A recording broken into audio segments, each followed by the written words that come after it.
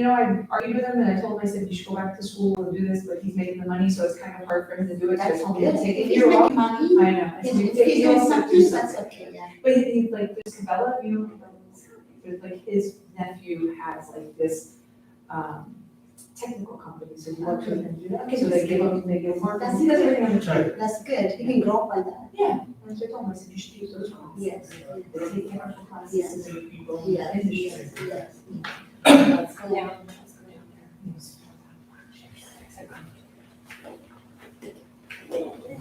Okay, yes. Let's do 4 in a row. Okay, that's only three.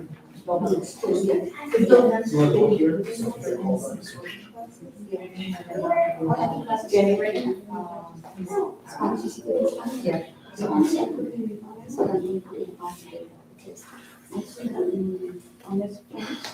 So the longer they finish all honors, they want to become AP. So they will be with friends. I said, no, she doesn't need to be AP. So I put parents in there, so they say, okay, but if I think you, I wish I could. So is she taking honors? But she.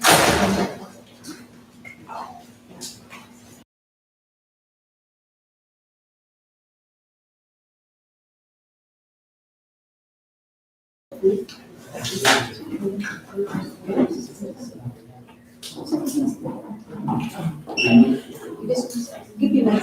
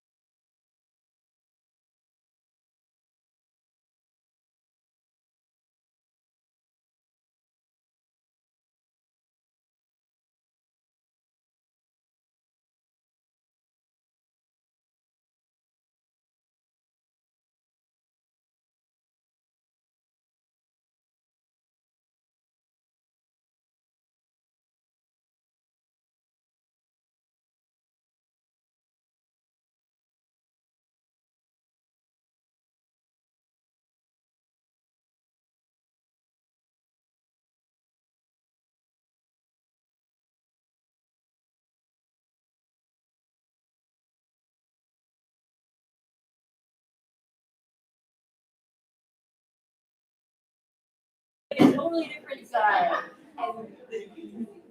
And I swear it's about my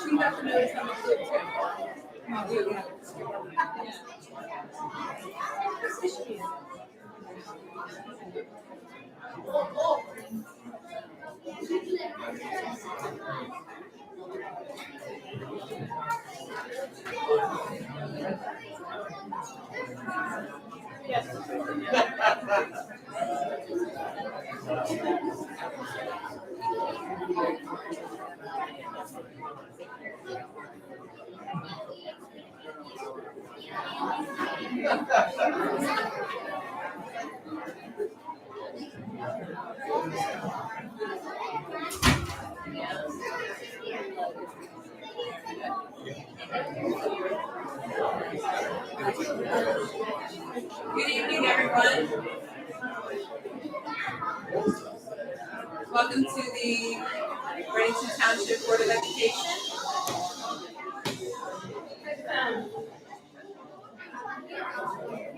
Are there several teachers in the room, Shishi? This meeting is being held in compliance with the Open Public Meetings Act and is open to the media and public. Notices were duly posted and the meeting was advertised in the Hunterdon County Democrat and Courier News.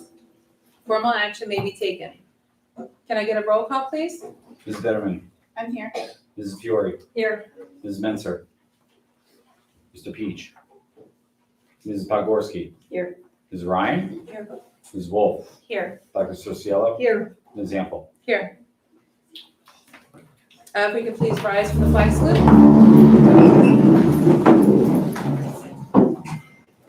I pledge allegiance to the flag of the United States of America and to the republic for which it stands, one nation, under God, indivisible, with liberty and justice for all.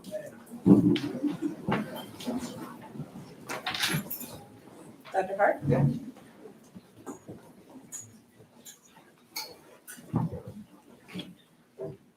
Good evening, everyone.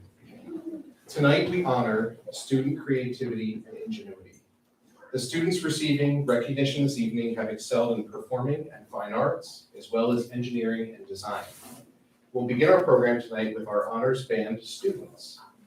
This spring, our students participated in both the elementary and the middle school New Jersey Music Educators Association honors band competition.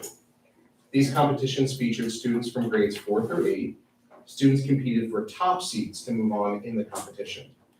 To give us more details and to help me recognize these students, I'd like to introduce our music teachers, Mr. Holkema and Ms. Richter, to come up to the podium.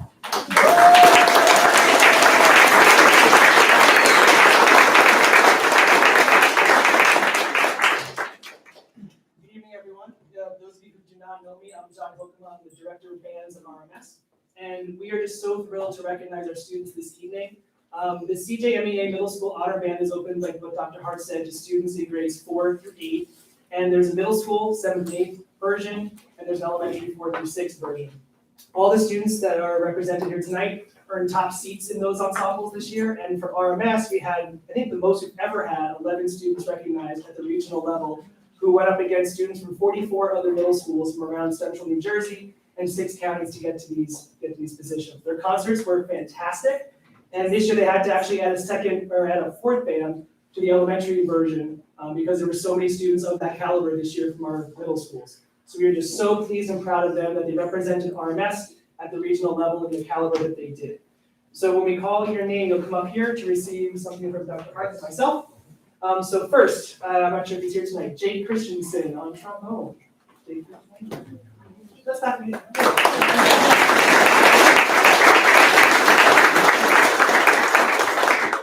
On trumpet, Sam Cohen.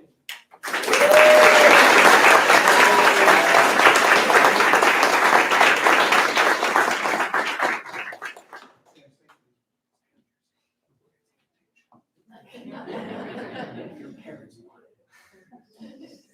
On flute, Raina Cottrell.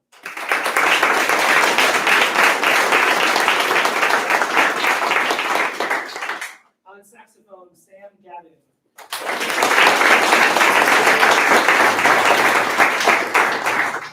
On flute, Elizabeth Gilbeski.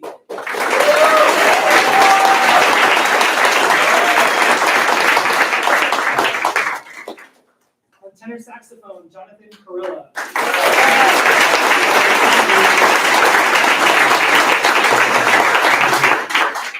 On baritone saxophone, Robert Rizzo.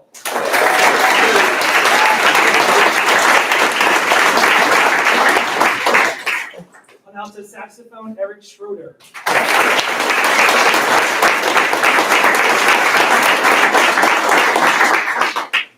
On oboe, Lily Schreiber.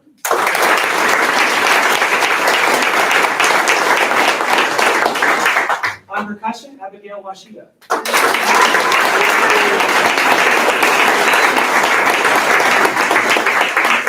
And on tenor saxophone, Jack Weisenberger.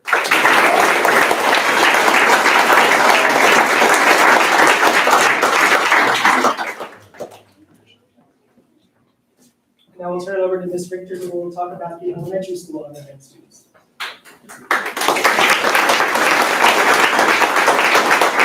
Thank you, everyone. We would just like to say how proud we are of the students. In the elementary level, we had 6 total students a part of the Elementary Honors Band Day, and we are so incredibly proud of them for all of their achievements, and they represented Reddington to the highest standard, and so I would like to call out those names now. So on clarinet, we have Victoria and Leeds.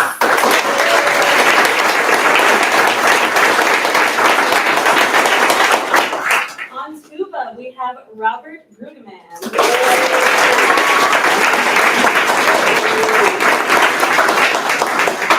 On trombone, we have Nathan Gardella.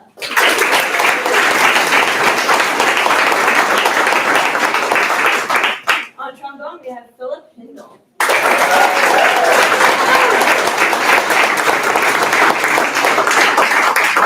On percussion, we have Adriana Quinta.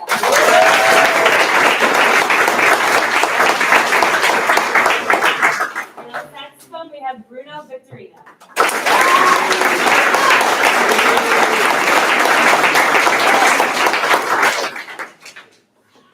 Ms. Richter, I'm gonna get a picture. Parents, you want to snap a picture while we're all standing? Slide over this way a little bit, guys, toward me.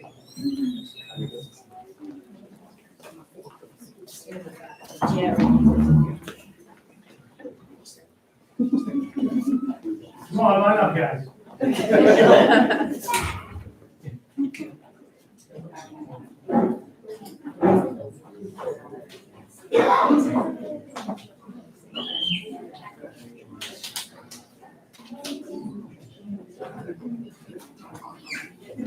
Congratulations, everybody.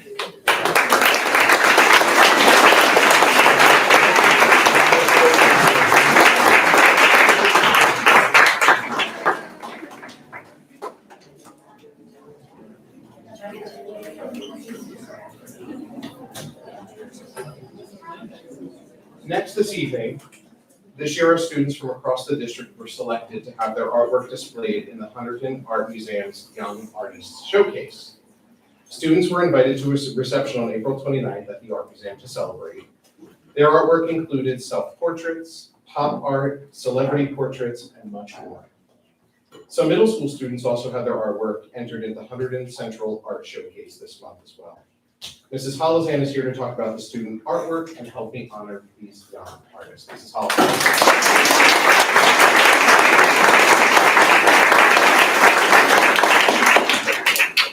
Hi, my name is Kristen Halzan. I'm the K-3 level art teacher. It is an honor to be here tonight to recognize the achievement of artistic excellence for so many young artists at the county level. For Reddington Middle School, the Hunterdon Art Museum Young Artist Showcase honorees are as follows. Vanessa Augustino.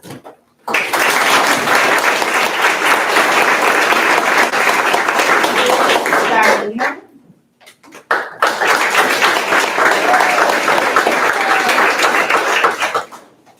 Ashley Bannon.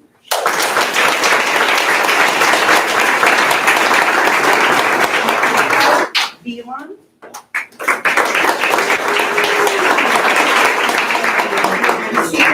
Noli. Maddie Christensen. Sophia Cross. Jillian Durza. Lindsay Forey. Giordano Grillo.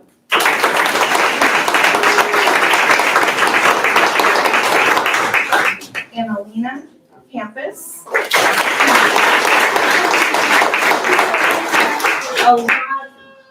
Olivia Canley.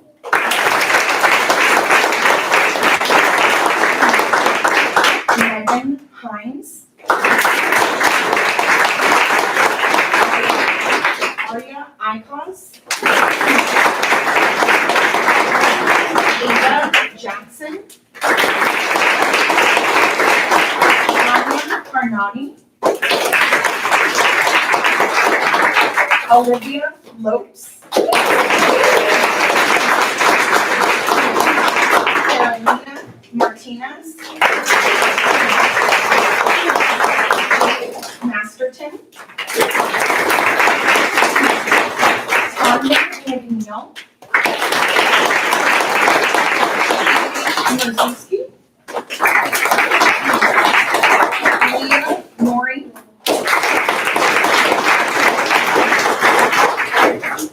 Ia Morgan Allen. Anna Pagano. Petros. Maya Sands. Lori Salino. Alexandria Shedlock. Tomeno. Sophia Trebilsi. Jaden Vandermeer. Mila Victorino. Jessica Weeks.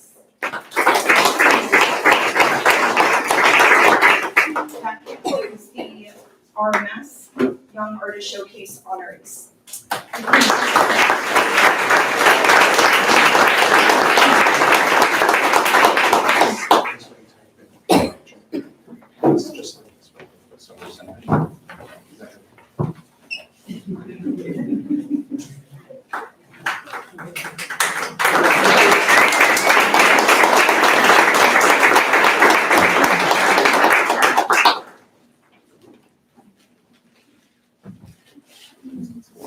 Congrats.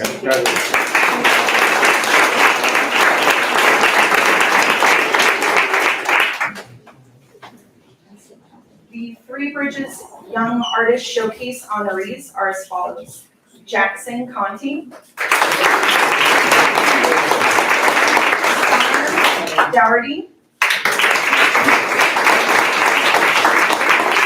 Tristan Drain, Ida Aldridge,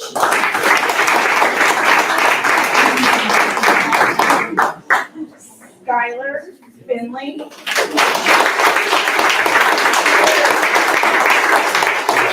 Liliana Fusco,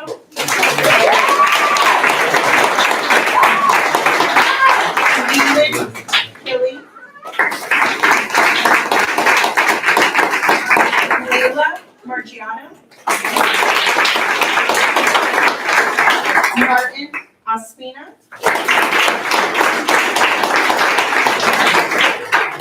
Rosalia Piculin,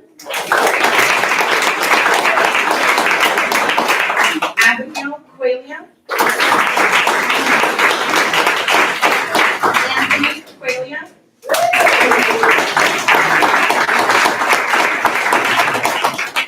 Charlotte Singlin,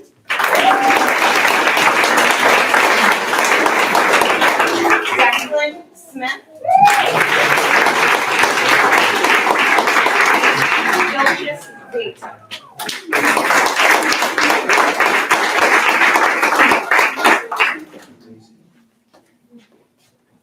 That concludes the Three Bridges Young Artist Honors.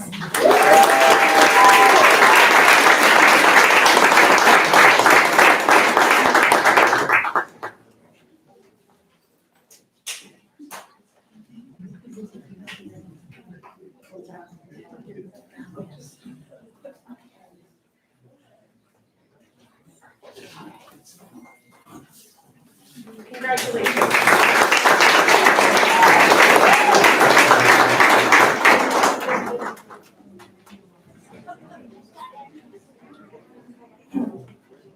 The White House School Young Artist Showcase honorees are as follows: Mateo Arujo,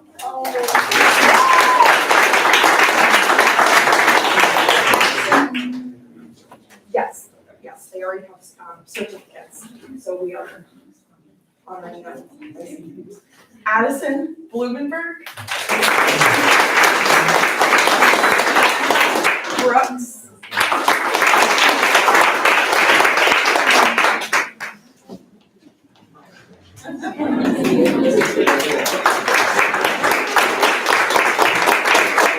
Julian Lopes,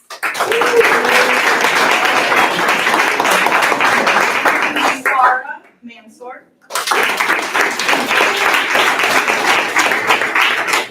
Ella March,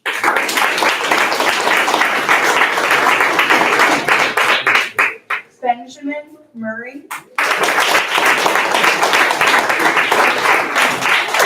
C. Perez,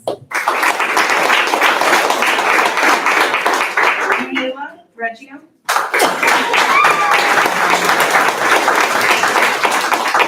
Axel Sands, Matthew Schneider, Agnes Romero Salazar, Lily Soman,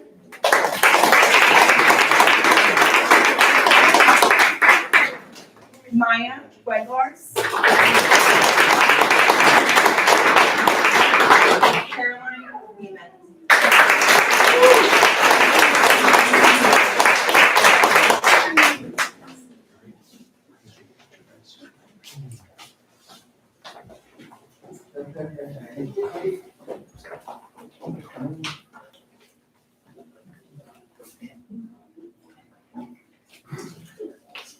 smiling, right?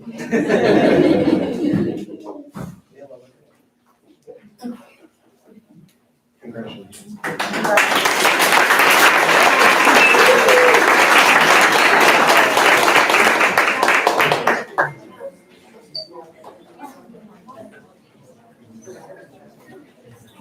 Lastly, this year,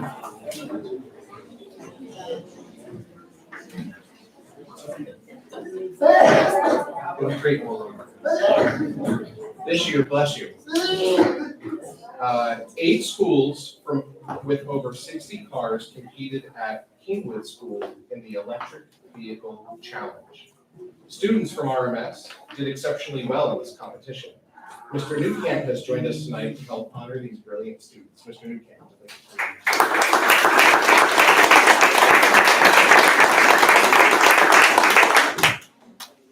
Good evening, everyone. I'm honored and proud to be here to celebrate some achievements of some very talented young sixth graders. In innovation and design, the curriculum focuses around alternative energy, and one of the culminating projects is designing an electric-powered car, and then racing it after months of kind of initially studying gear ratios, aerodynamics, electricity, Newton's laws, and then a lot of measurement and precision along the way. These students then race these vehicles. And this year we were invited to participate in a countywide competition at Kingwood School about 3 weeks ago. I took 20 RMS sixth graders to the event. And in the initially our first race, 9 to 10 RMS teams won first place, and they stayed in the winners bracket. It was a double elimination tournament, so you had to lose twice. So we were off to a really good start. When all was said and done, 3 RMS teams finished in the top 10, as Dr. Mark said, out of 60 different teams at 8 different schools. And I'd like to recognize the students at this time. In 7th place overall was a car named the Whopper, and that car was designed by 3 young men, Ryan Blumenberg,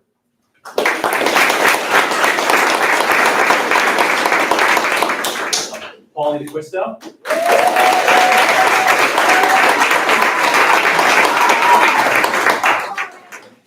and James Spearon.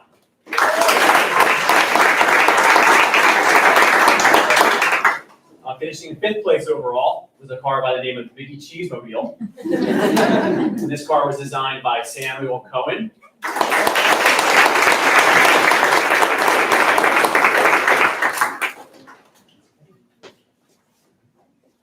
And Caleb Kleinish.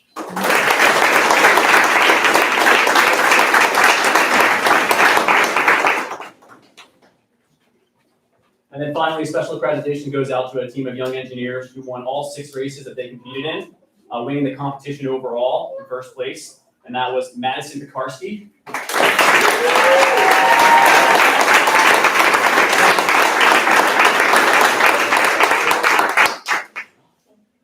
I didn't mention the name of their car, and Madison, her classmate, named the car the Bibble, and her teammate was Claire Pietrangelo.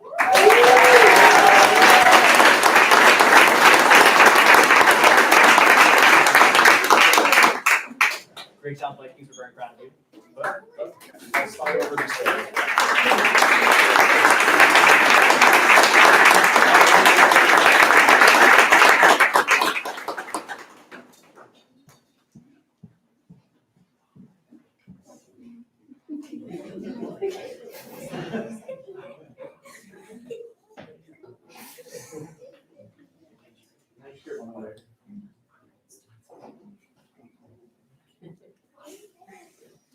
Thank you very much. Thank you.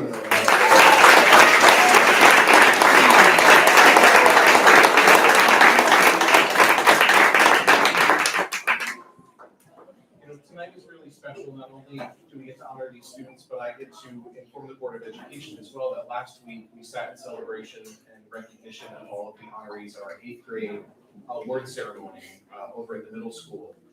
So the month of June is really a time for celebration and certainly looking forward to summer, but it's also a time for reflection and thinking about all that we've accomplished over the course of the school year. And tonight and last week's awards certainly speak to the caliber of student we have here at Reddington.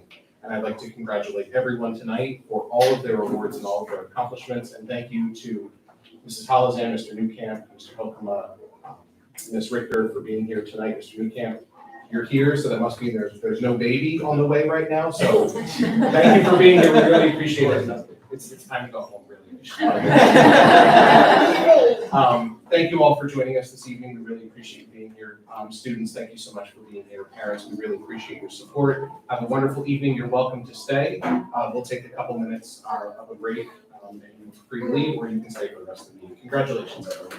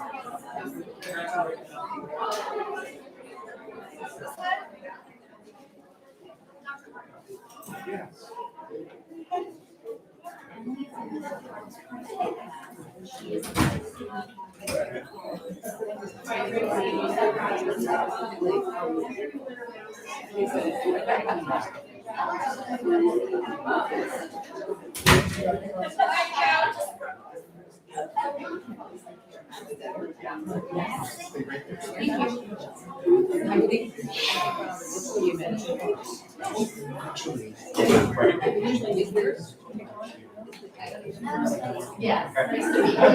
Air conditioning.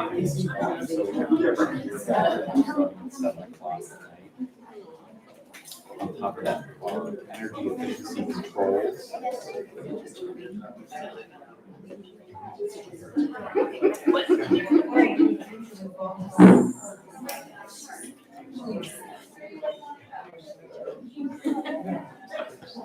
Here we go. Ready to smile? Big smile on my face. Oh, good. That's good. Look this way, sweetie. Perfect. Now he's visited a Board of Ed. Yay! He's never been here before. He's never been here before.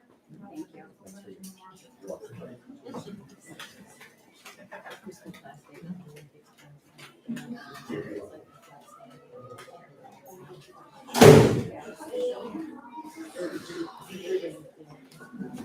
Oh, she might finish up your report. Yeah.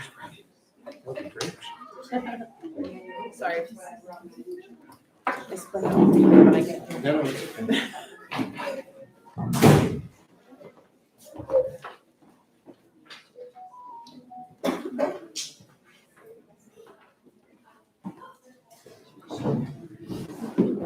The only other addition I had under my superintendent's report, that was fun. Really good. Very nice. And this is something to celebrate as well, I believe, is we are pleased tonight to announce that the RTEA has voted on their contract last week with their general membership, and the new contract has been passed by the RTEA, their general membership. So the final step is tonight, the Board of Education also has to approve the contract, thus making it fully executed. So this is agenda item 5.31. The nice thing is for Jason's office really is that all contracts and salaries, everything has been being approved tonight as well. So we're able to issue all new contracts before the new fiscal year. The other thing is I should make note of the fact that it's not often that a local association, Board of Education come to an agreement before the expiration of an old contract. The fact that we did this before the June 30th deadline is really a testament to the board's commitment and the RTA's commitment, their leadership, their open dialogue, and their collaboration over the past, I'd say, 5-6 months, something like that, in preparing for this moment where we are approving the teacher's contract. So congratulations to the board and the successful negotiations, and to the RTA and the team. So that's it.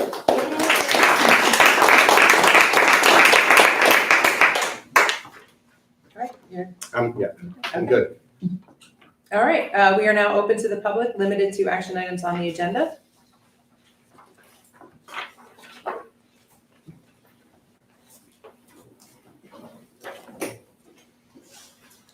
So I thankfully and repeat, oh, I'm sorry, I have that written down. I'm Shelley Goss. I am a lifetime resident of Reddington Township. I am a 4th grade teacher at Hollenbrook School and a member of the RTEA negotiations team. So I am going to repeat some of the things that Dr. Hart said from our side as well. I'm here representing that team to thank you, the board, and especially the members of your negotiations team, for your partnership in an extremely productive negotiating process. We feel we've reached a fair agreement, which has occurred, as Dr. Hart said, prior to the expiration of our current contract. This is a rare occurrence, and it does demonstrate that commitment of both the board and the RTEA. So thank you all very much. Thank you.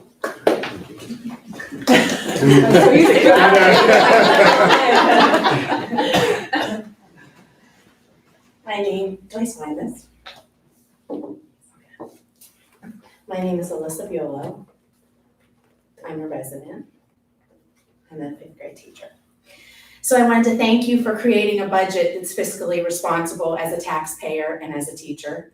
I have been on both ends, and I know a lot of you haven't been here in the past when we've had a flat budget for, it felt like an eternity, but 8 to 10 years. I'd like to share a couple stories with you of what a flat budget brought us. Outside my room, water would just pour for years from a leaking roof. In my room, I suffered and was under doctor care from my eyes. Every time I would walk in the building, it looked like I had pink eye. I was allergic to whatever is collecting in that would stay. One year this is before we went paperless, we would put report cards on paper. We ran out of white paper and we were told to go to the closet and get whatever was left. And it happened to be dark purple and magenta paper for report cards. Well, it wasn't copying. So the teachers went out to Staples and bought white paper. So as a taxpayer, I am very thankful that, we're nowhere near extravagant, but extremes aren't good, right? Like we like a Dove chocolate, but we can't have the whole bag. So thank you for not going to extremes.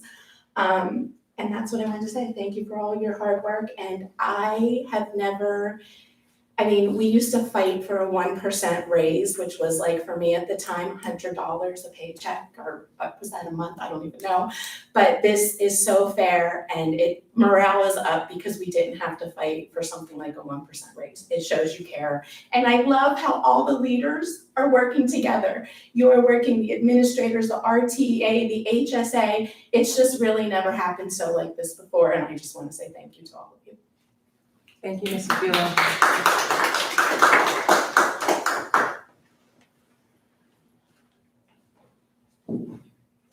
There are no comments online, Mrs. Wolf? Nothing in the chat, Ms. Sample. Okay, thank you very much for your comments, and that closes public session. Moving on to the agenda items. Correspondence, we had one email from JF regarding public comment. Moving on to board action, approval of administrative reports. If I can get a motion to adopt 1.01 through 1.03. So move Beth. Second, Carolyn. Any questions or comments on the minutes, on the reports? I had something. I was looking through the bus evacuation drills, and I don't know how it works, so I'm asking. One of the forms was blank, the checklists were blank, and one was missing the time. I don't know if that's an issue, but if someone needs to overcheck it, I just thought I was just scanning through them and I saw there were no check marks, so that was my first observation. And then my second one was that it looks like, I don't know, do we have purview to change the form? Because it looked like there was a bunch of empty space and check marks were here and check marks were there. Like if the form could be tightened up in any way so they can just put the check mark in the right column. I'm sure they're standing there with the buses and the children and trying to get them to school, and it just seemed like check marks were made in like empty space where there isn't anything. That's just my suggestion. Thank you. And we did catch the blank one without the blank, and it was re-uploaded. Okay. Thank you. Thank you. Any other comments? All right, not hearing any, can I get a roll call, please? Ms. Barron? Yes. Mrs. Fiore? Yes. Mrs. Nensar? Mr. Peach? Mrs. Bogorski? Yes.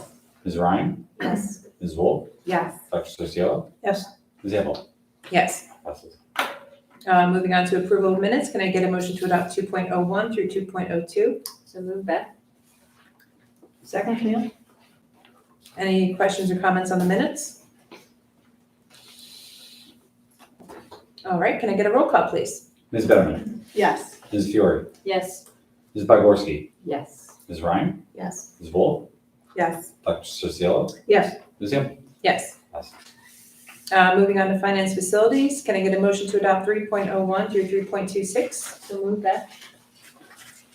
Second, Justina. And we had a committee report? Yes, we do. The Finance Committee met on Thursday, May 25th, and the first topic we discussed was a presentation by, presentation by our insurance brokers, CBIZ Group. They presented options to us that were available, and although final quotes are not yet available, we likely have narrowed down our options to either our current insurance company, which is SAFE, School Alliance Insurance Fund, or New Jersey SIG, stands for New Jersey Schools Insurance Group. We will make the final decision after we receive a final rate increase from each of these two companies. The next topic we discussed were the capital projects for school year 23-24 as an update. And the first thing we talked about was the RMS roof and the HVAC system. We're still working on architectural, well, they're still working on architectural designs, and the roof will likely be completed this summer. We probably will not be installing the HVAC equipment until the spring of 2024. Regarding the elementary bathrooms, due to inflation, the cost may be higher than anticipated. We have not yet received the final numbers, and we will reassess when all the quotes are in. We then talked about the solar. We're still waiting for the RFP, which is the request for proposal from the architect. We may have this in the next several months. Then we talked about the Three Bridges School boiler. We're still negotiating with the companies to match the lowest number to fix the boiler. And some IT projects are in progress. There's more detail to follow regarding the phone system, the video camera systems, and the core switches. We also then said that the next budget presentation to the township is tentatively scheduled for Monday, June 19th. And we set our next meeting for Thursday, July 6th at 9 a.m. And then Wednesday, August 16th, also at 9 a.m. Thank you, Dr. Cerciolo. Any questions or comments on the minutes or action items? Is the June 19th date still good? I have to confirm with them. I'll confirm the June 19th date and I will email everybody. Thank you. Just to let you know.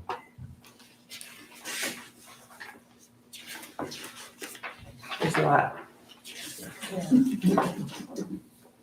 Okay.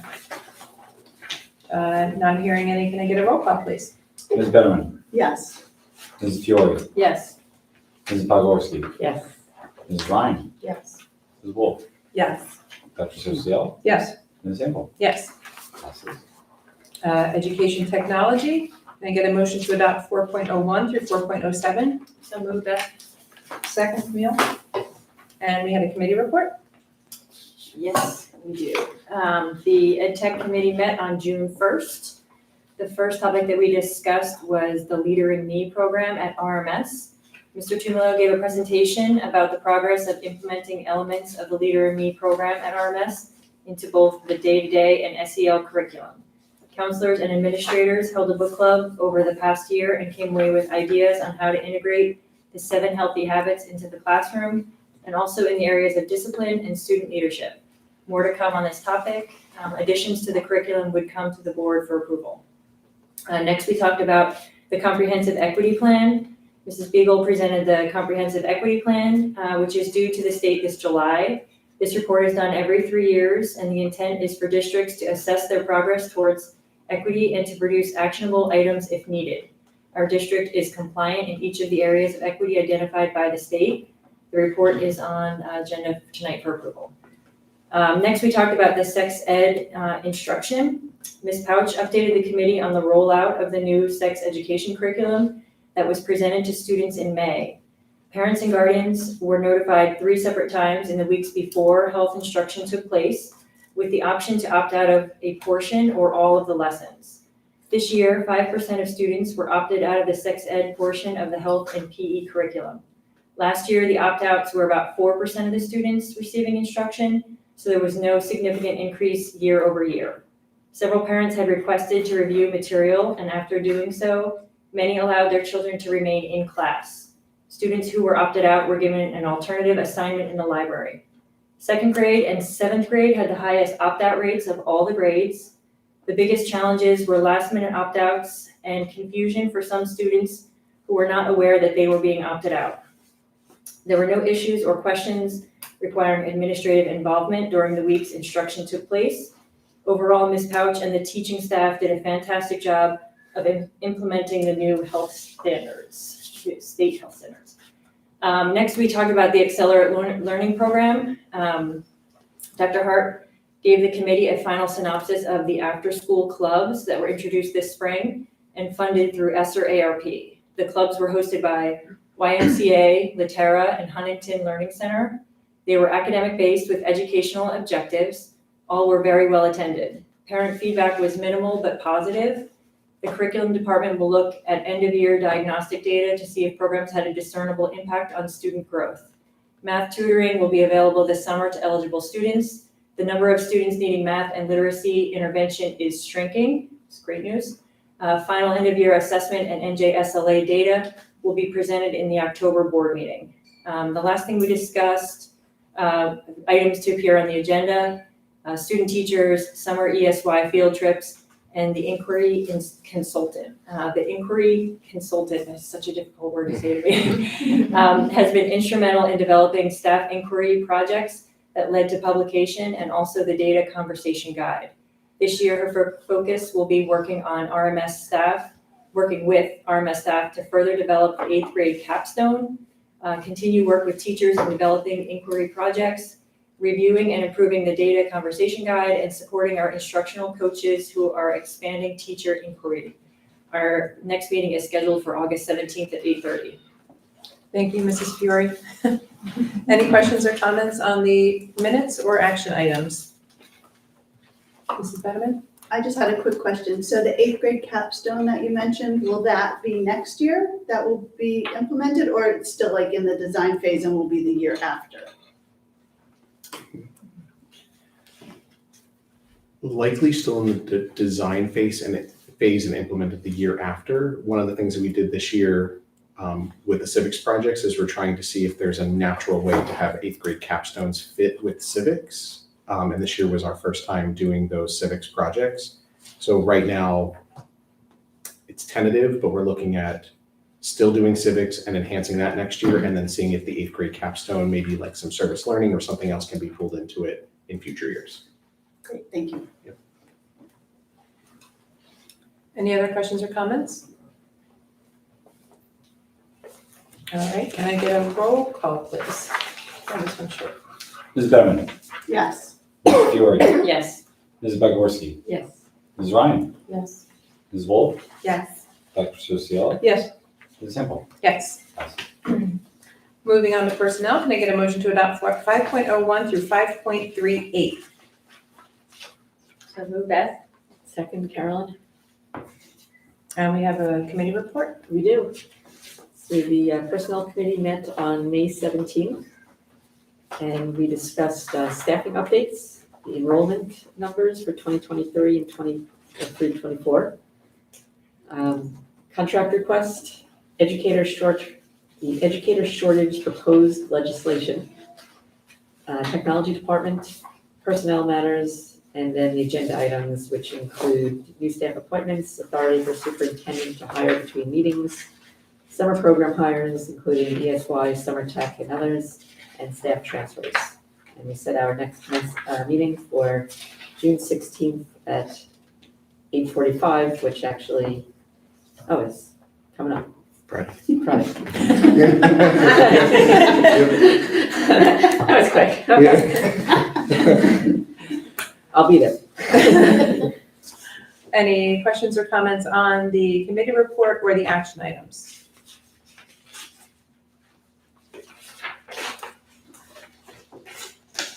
I'm not hearing any. Can I get a roll call, please? Ms. Bevan. Yes. Ms. Fiore. Yes. Ms. Bogorski. Yes. Ms. Ryan. Yes. Ms. Wolf. Yes. Dr. Susiel. Yes. Ms. Himpel. Yes. Passes. Can we do a round of applause again? Oh yeah, contract.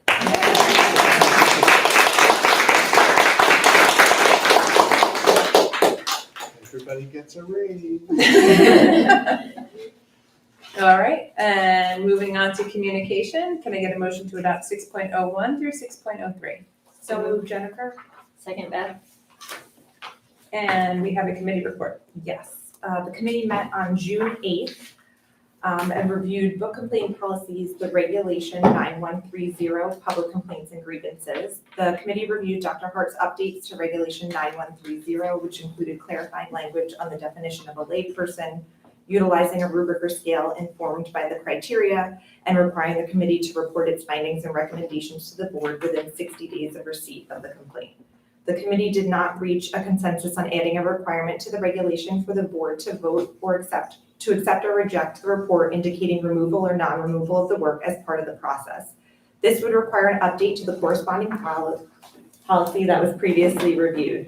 The committee would like to open it up to the full board for discussion on whether the board would like to send the policy back to the committee for review with the intent of adding language to the policy requiring the board to vote on the review committee's report.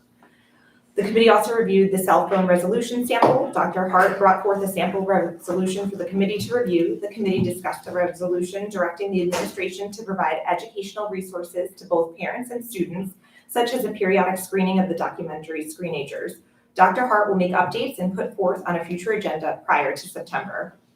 The committee also reviewed the Safe Return Plan update. The Safe Return Plan is required to be updated every 6 months. Minor updates made, including updating dates, the reference of looking to the County Department of Health for guidance, and updating tutoring partnerships and clubs and enrichment. The committee also discussed adding language regarding HVAC, that the outside air intake be maximized as long as the air quality permits. It was like perfect timing. Yes. We close those. Yes, please. We also reviewed Alert 230, the New Jersey Department of Education, NJDOE, Office of Fiscal Accountability and Compliance, OFAC, recently completed a Carl D. Perkins federal grant audit for the school district, and the NJDOE recently completed federal integrity audits related to federal COVID-19 funding conducted by the NJDOE in school districts. As a result of these audits, the NJDOE is requiring one new policy guide, 6115.04, revisions to 2 existing policies, Policy Guide 6112 and 6311, and a new regulation guide 6115.01. Policy 6112 is reimbursement of federal and other grant expenditures. OFAC audit indicates that Perkins has been renamed the Strengthening Career and Technical Education. This updates the name. Regulation 6115.01, federal awards, funds, internal controls, allowability of costs. The OFAC audit indicated that the school district needed a description of the process used for grant and budget development. The audit also recommended staff training. This regulation was created to outline both. Policy 6115.04, federal funds, duplication of benefits. The OFAC audit indicated that the school district needed a description of the process used for grant and budget development. The audit also recommended staff training. This regulation was created to outline both. Policy 6311, contracts for goods or services funded by federal grants. An OFAC audit indicated a school district needed a policy guide requiring vendor suspension or disbarment checks completed by the school district for the purchase of goods or services funded by a federal grant. The policy guide should indicate these checks are applicable for contracts or purchase orders over $25,000 unless the district chooses a lower threshold. The Federal System for Award Management, SAM, is accessible at sam.gov, and compliance with the provisions of Policy Guide 6311 must be demonstrated with written evidence. Then Policy 6140, Citizens Advisory Committee. Policy Guide 6140 is a longstanding policy guide establishing citizens advisory committees that are required for some federal and state-funded programs. The policy will allow but not mandate that the Citizen Advisory Committee meetings be held publicly, and the superintendent and the board president shall be included in the Citizen Advisory Committee. The following policies were tabled due to time. Policy 5305, Health Services Personnel, Policy and Regulations 5308, Student Health Records, and Policy and Regulation 5310, Health Services. They will be added to a future committee agenda. The committee also seeks to abolish policies via the Alert 230, Policy 9100, Public Relations. A district may have Policy Guide 9100, Public Relations in their policy manual, which includes similar language that is included in NJAC 6A:23A-5.2 and Policy Guide 9120. Policy Guide 9120 is mandated as a result of the State Board of Education adopting fiscal accountability, efficiency, and budgeting procedures, first introduced in 2009. Therefore, the committee recommends abolishing 9100, so we don't have the redundancy. And then Regulation 9140, the Citizens Advisory Committee, it is recommended Regulation Guide 9140 be abolished, as Policy Guide 9140 includes the similar information. The press release tentative topics are June green initiatives, how we celebrated Earth Day in April, final budget and governor's educators of the year, and then in the summer, which is due June 15th, summer learning, keeping up skills over the summer. Agenda items include the Safe Return Plan, Alert 230, Policy 6112, 6115.01, 6115.04, 6311, and 9140. The next committee meeting is Wednesday, July 19th at 4 p.m. Thank you, Mrs. Wolf. I was just going to clarify, you had said policy 9140. I thought you were saying that one was abolished, but that's just the regulation for 9140 because the updated policy includes the information that was previously in the reg. okay. Thank you. Exactly. Okay. Well Oh, done. sorry. I couldn't have said it Dr. better. Hart, anything to add? She knows this. Okay, and the policy that you wanted to bring back to the full board, I Yes. don't know the number. It is 9130, public complaints and grievances. The only way to put that back on the agenda is consensus from the full board. So wanted to open up for discussion on any point of views, perspective, and to weigh in on if that is something the board would like to proceed with. Any? Sure. I guess my first question is, I don't know if this is correct, but if somebody from the committee can explain why why you're finding a hard time to reach a consensus on it. Like, as a board member, I think that we do need a policy change for that, and that the board should be voting on a committee's report. Do you want to address? Go ahead. So the reason that it's not voted on unless there is action to be taken is because all of these are action items on the agenda. So if the recommendation of the committee is to keep status quo, keep things the way they are, then there's no action for us to take. So if their recommendation is to remove the book, then we need to take the action to remove the book. And I know we had discussed the HIBs, that we vote to affirm those, but the difference there is that when we vote to affirm whether a case is found to be a HIB or is found not to be a HIB, in either event, it gets reported to the state and the findings get reported out to the parents, but that doesn't officially happen until the board affirms yes or no. So there is action that's taken on those. Just to clarify. I just want to be clear about one thing. It's statutory that we have to take action on HIBs. Like it's in the law. That's why we do it. It's not, and you have the ability through a hearing to accept, reject, or modify the report as well per the statute. Right. Yeah. Just wanted to add that. But I think my question was more for the policy committee that had discussed adding this to the policy to be able to vote on a committee's report. I'm just curious, what the other side feels like, I guess. Like why are you unable to come to a consensus on it? So two things. One, on this agenda was the regulation. So in order to add that to the regulation, it doesn't match with the policy. So we would need the full board to agree to send the policy back for discussion. And then in terms of the agreement, I can speak for my position. And then if anybody else wishes to share theirs, they can. Is that a fair way to share? So my position is I think that it would clarify the policy to add that as a next step. and also put some ownership on the board for the decision, with that being a recommendation from the committee. And I do look to the HIB, like the policy, as something to use as a sample for how to do that effectively, but recognizing that HIB is statutory and it is not for this, and this was not in the advised sample policy that was given to us by Strauss SMA.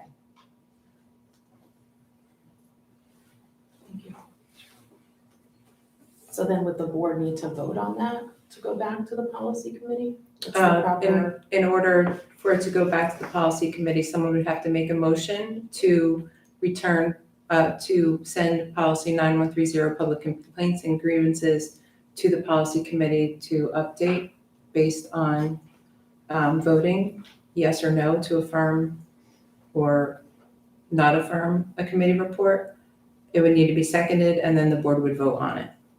And then it would go to the policy committee And then for the policy. discussion? Are there any other? Just one. Anybody else have anything to say? Jennifer, correct me if I'm wrong too. I think what we're trying to avoid, or what we're looking to, is what we did with the cell phone policy, which is we went to a policy, we created some language, it came to the board and was like, wait a minute, maybe this doesn't belong in a policy, maybe this is more of like a resolution. So instead of getting to a policy, drafting the policy, bringing it to the full board, and then realize that this is not something the full board might support, we thought, we discussed it in committee, let's send it to the full board to see what the direction the board would like to take with the policy is. As opposed to the cell phone, which was not really policy, more resolution, let's do something a little different with it to avoid simply duplicating work, I guess. Do I have that right? Yes, Okay. yes, right. And if there's other input, not specifically Yeah. related to voting, but if there's anybody that was part of the committee that would say, hey, I have a question or something that I think could be clarified to do better, having that information up front would help the committee. What's the difference between a policy and a resolution? You made a distinction there and I didn't understand the distinction. Go ahead. So the policy is, when we talk about the policy in reference to cell phone, the policy is the position of the board enacting certain laws, statutes, code, things like that. The resolution, when we looked at policy for the cell phone, we decided that this would live better in a resolution, which is more of like the board's position statement on something and then directs the superintendent to take action. We thought that with the cell phone policy at least, and I don't know if you were here for this discussion, Carolyn, that it would be better to have a resolution that kind of gives the board's position on cell phones in school, some research behind it, and then direct the superintendent to do something with the board's position rather than a policy which is there to uphold statute and or code. And also the board writes the policy, which tend to be mandated policies from the state. The regulation is how the administration goes about adhering to that policy. So the board does the policy, but then the administration, Dr. Hart, has the authority for the regulations. Regulation, not to be confused with resolution, Right. which is different. I almost did say resolution. Yep. And the reason the regulation we, in the policy committee, outlined, because there were lessons learned through the process that we did, that I think I needed, I think that the committee needed, that we wanted to outline in the regulation, which we thought was important, but we didn't want the regulation to conflict with the board policy. And when we got to the voting portion, that's where we realized there was a conflict and that we needed to update policy in order to put it in the reg. We were backing into it. The policy right now doesn't say either way whether we vote on it, right? I thought it did. I'll I believe it's silent.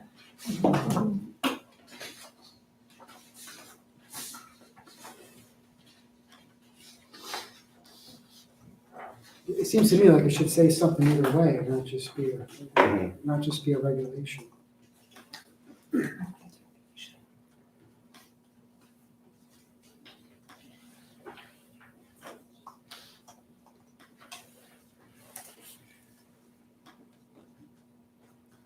$9,100 is public relations. It's 9130. Yeah. Sorry. It says the committee will report its findings to the board. No challenge material may be removed from the curriculum or from the collection of resource materials except by action of the board, and no challenge material may be removed solely because it presents ideas that may be unpopular or offensive to some. Any board action to remove material will be accompanied by the board's statement of reasons for removal. It says you can't remove it without giving reasons. Correct. Doesn't And say you can't anything remove it about without board action, Right. but you can keep it without board action. Yeah, but it doesn't say we don't vote if there's no action. We don't vote unless the report is to remove. That's correct. Because you don't vote on the report. That was the other thing that we kind of wrestled with in committee is, do we want the board to vote on a report that doesn't have any action? Secondly, do we want the board to vote on a report that requires action, or they're voting on the action itself? Right? So you can vote on a report that removes a book from the library, but then you have to have a resolution to remove a book from the library, not just the report. So it's almost like two different votes. Am I capturing that correctly? Please, somebody, and that's where we wrestled with how to tease out this language. But wouldn't it be that we're voting on the decision from the committee's report, based on the committee's report? That's not what, I mean, we have to vote to remove a book or material. You don't vote on the So- report, that's the language. That's the current language. Mhm. So what you're saying is because the policy, if the committee recommended to remove a book, Mhm. then there would become an action item on the agenda. Correct. So if they don't recommend removing a book, then the action item on the agenda would be approve the report. Well, it would be leaving the book in the library, wouldn't it? It would be the opposite of removing. That's the not- book. That's not an action. Right. So it would then be putting the book on an agenda item to vote to keep it or remove it, and regardless of whether or not there's a committee report. Is that? I kind of missed that last part for a second, but it sounds like you've got it. Right, you'd be voting, if you put it on the agenda as an action to keep or remove a book, then it's regardless of what the report says, the recommendation. It's a little bit of semantics to say it's not an action. I mean, it's a finding, right? To do something or not. I don't know, to say it's, you don't vote because you're not taking an affirmative action seems a little bit just like wordplay. I don't know.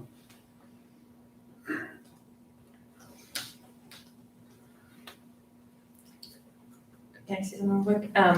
So I think my opinion on this is we had input from our board attorneys. And when we were questioning, how this plays out, we had their guidance, and I feel like, changing the policy would still not have gotten us any different to the last action item or the steps that we took. So for me to change the policy when in the end we took a vote anyway, I see it as unnecessary to add an extra step in there to vote on a report that was submitted to the board. I feel like it would be going against our attorney's advice of, the policy is solid and sound, and if we're messing with it, then I would want it to go back and make sure that we are following that. And I don't believe in changing policies to fit what we want the outcome to be. So in the end, we got there, we had the motion, and we had the votes. So I think the policy worked as is. Can I add something as well? Oh, thanks, Beth. I couldn't agree more. We have a committee in place, and you have all kinds of committees in the district. There's a green committee, there's a security committee, there's this committee, a book committee. When people agree to be on a committee, they're willing to give a commitment of time and cooperation and working, with other people on this committee. Everyone's going to have different opinions, but they work together and they reach an outcome. And I agree with what Beth said, that, they reach the outcome, and just because some people might not agree with what they decided, they want to now change the policy. So I don't think that's appropriate. I think the policy is appropriate, and I completely support the decision of the committee. And I think if we did something like that, it's a slippery slope, because then if we're going to question the results of that committee, then the next committee, they might not approach it with the same attitude. It's like, well, we're gonna make a decision, but then the board might, change the policy to appease certain people. So I do not support changing this policy. Thank you. Thank you, Dr. Cerciolo.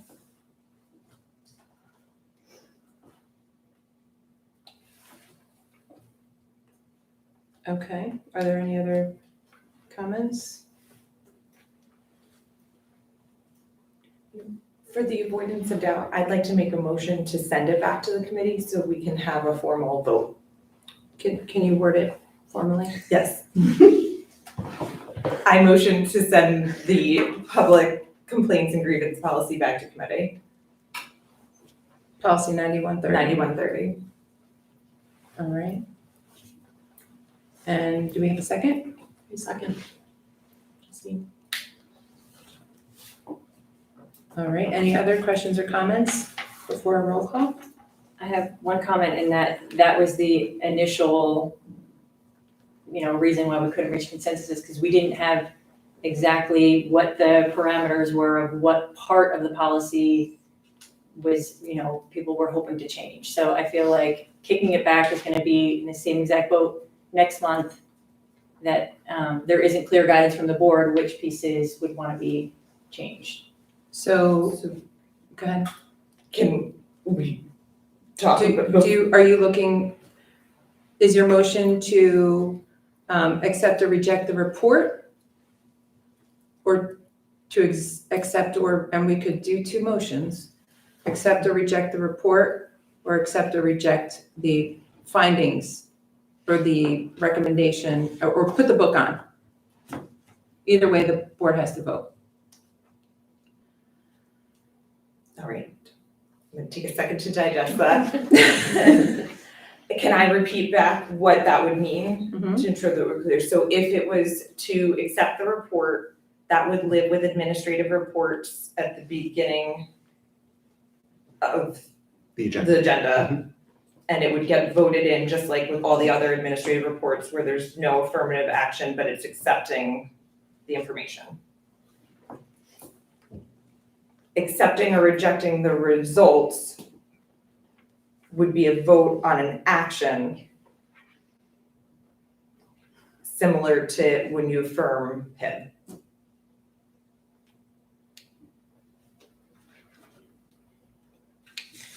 Where would it go on the agenda? Ed Tech. This is where we had trouble. I'm with you. Vote under administrative reports to accept or reject a report from a committee.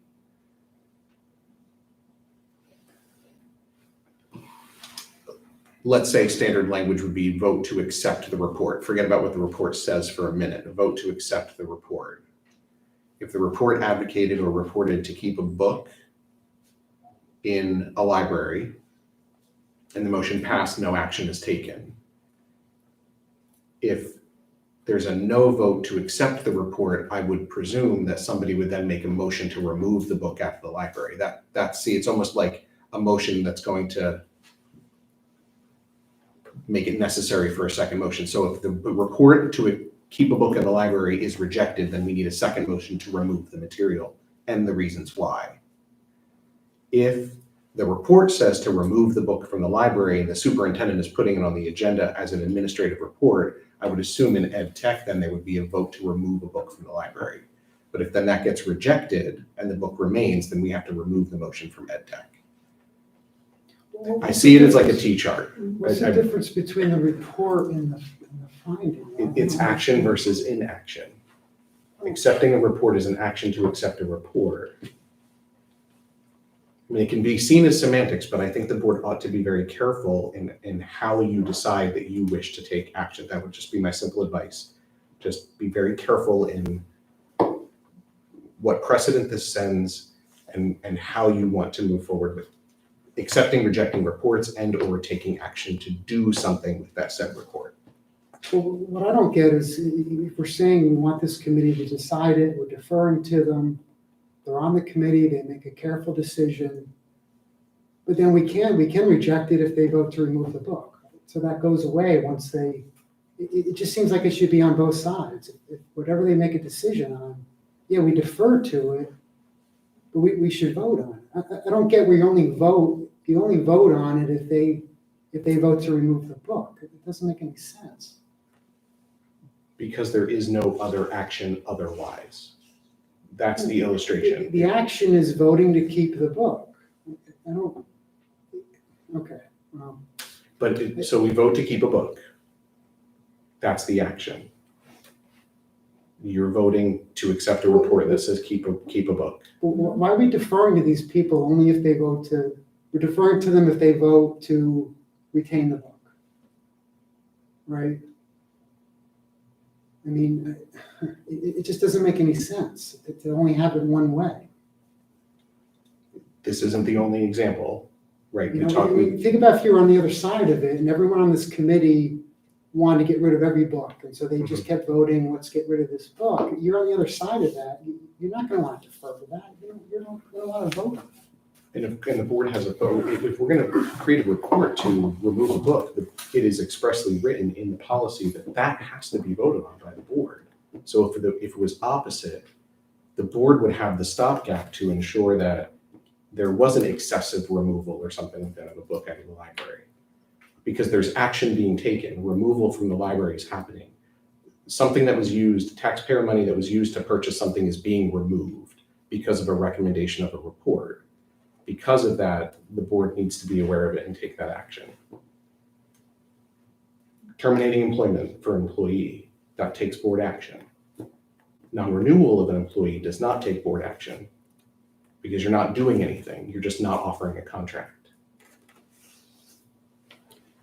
Okay, I mean, you know, we talked about the HIBs and the other things that we vote on. Yeah, I understand the confusion and the contention. I understand the disagreement. I'm just presenting what I thought I heard, the illustration from the policy committee, the confusion and even how the vote would go. The sort of like tree diagram that's in my head of like, if it goes this way, then we have to do this. If it goes this way, we have to do this, but it depends on how the vote goes. So I have another question, to Camille's point about setting a precedence, right? If we add this language to the policy, can you give another example of another committee that would be formed, not with a book complaint, that the board would get the report, but we don't vote on it? I'm just trying to have an idea of what else would there be? The Green Committee? The whole curriculum committee could be dissected like ad nauseum, just that alone. But the board votes on the curriculum. Right, what I'm saying. Okay, so I'm trying to find an example, you can provide an example of another committee that would be formed that we receive a report of that we also don't vote on. The Retention Recruitment Committee. I reported out, but you didn't vote on it to accept the report. There was no action to take, it was administrative action. I reported, I gave you the report, I did a public presentation, but there was no action on the board's part. The action on the board's part happens when the administration implements the report, which is settling the contract with the teachers, approving a sub rate, or hiring a consultant to do, team building, whatever. That's when the board action happens, because then you're doing something. Yeah, that's why it's a little misleading, because in this case, leaving the book in the library to me is an action. Like, I don't, it's a little confusing. So, to go We back. do have a motion on the table, right? Yeah. Two, technically. Right, so do you know how you want to rephrase your motion? I mean, I'm not hearing support for it, so I don't, no, but I think, and this is where we struggled in committee also for various reasons, is that affirming or rejecting the report administratively sounds just as confusing to me as not taking any action, because I feel like it doesn't conclude the process.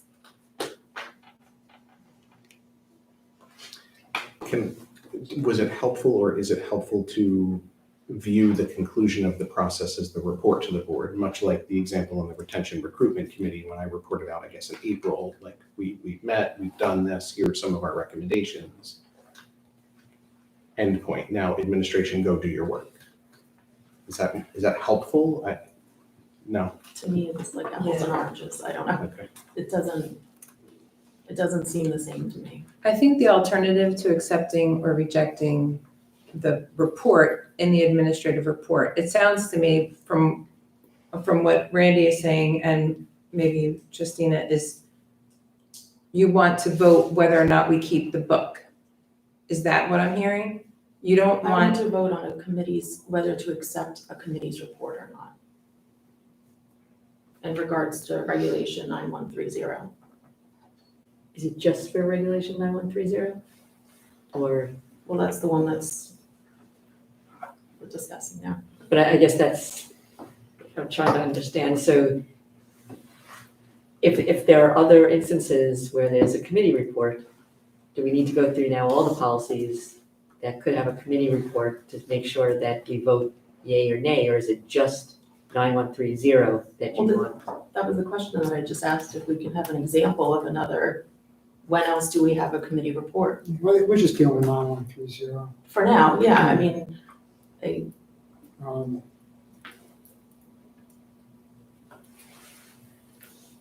if there is, then we probably need to look at that policy as well. Motion to send it back to committee to change the procedure for voting and or for the report, or the finding. but that's why it's back to the full board, because they didn't know what to do. They didn't know how to break that down versus accepting or rejecting the report of the committee, or that we should be voting specifically on keeping or removing the book. Rejecting the committee's report is not an action, it's, Yeah, I think it's allowed. but that doesn't remove the book. So if the committee recommends that we keep a book and the board rejects that committee's recommendation, we still need to provide a reason why we're going to remove the book, because that's what our policy says. So there would still need to be a motion made to remove it. So there would be a motion to reject it and then a motion to remove the book. Right, and so that's the redundancy, because if you would want the book voted on, whether we keep it or not, you have to make the motion anyway if the recommendation was to keep it. If the recommendation from the committee came to remove the book, it would automatically become an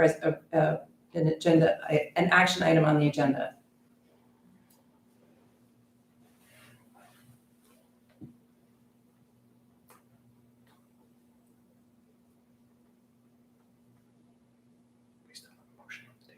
Right, so do we want to I know, I'm just trying to, understand. So the motion is to send 9130 back to committee, but that was it. There was no clearer guidance. Comments were that it's not clear. So can we vote, take a roll call on sending 9130 back to committee with no guidance?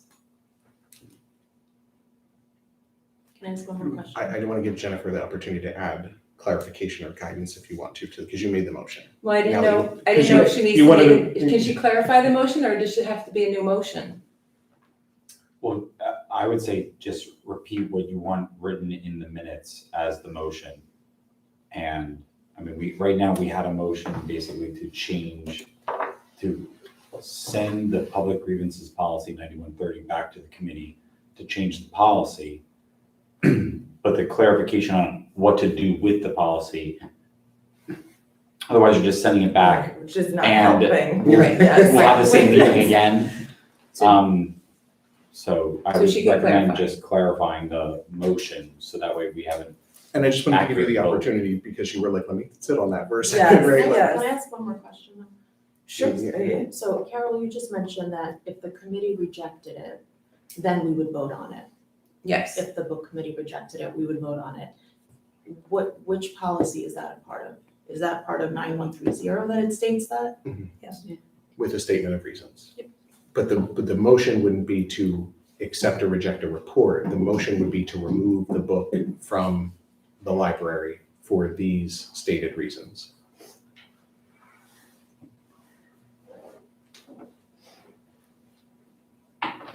Is it that the policy doesn't say vote?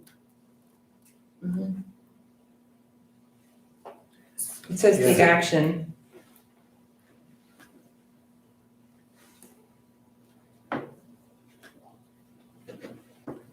I have to reconnect it again. I have it, do you want this paper?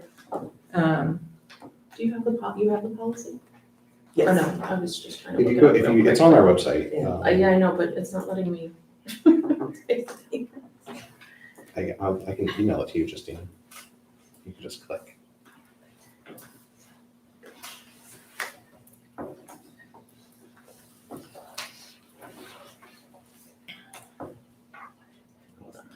It says any board action to remove material will be accompanied by the board statement of its reasons for the removal. I have it now.